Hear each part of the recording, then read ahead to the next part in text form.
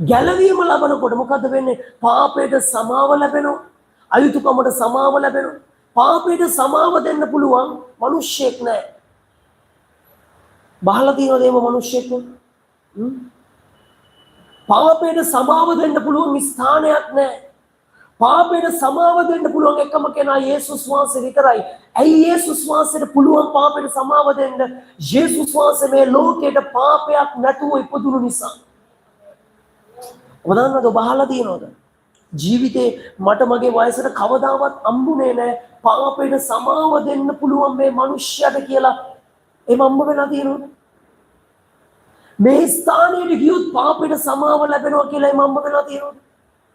පාපයට සමාව දෙන්න පුළුවන් ස්ථානයක්වත් පාපයට සමාව දෙන්න පුළුවන් කෙනෙක්වත් නැහැ. එකම කෙනා ඉන්නේ යේසුස් වහන්සේ. ඔබගේ පාපයට සමාව ලැබෙනවා කොතනදීද? ඔබ යේසුස් වහන්සේ ස්වාමින් වහන්සේ කියලා ඔබගේ මුඛයෙන් ප්‍රකාශ කරන වෙලාවේ. අයනෝද? යේසුස් වහන්සේ ස්වාමින් වහන්සේ කියලා ඔබ ප්‍රකාශ කරනකොට ඔබගේ පාපයට සමාව ලැබෙනවා.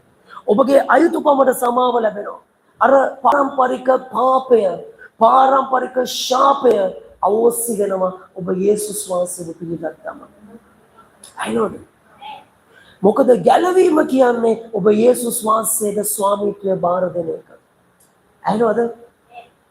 ඔබ ස්වාමීන් වහන්සේ කියලා පිළිගත්තම ඔබගේ ජීවිතේ නිරයට, ඒ කියන්නේ අපාය ආලා තියෙනවා. අපාය කියන එක දැකලා තියෙන අය? දැකලා නැහැ.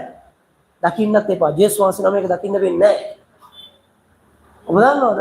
අපායට, ඒ කියන්නේ නිරයට ඔබට යන්න තියෙන chance එක අවශ්‍ය වෙනවා.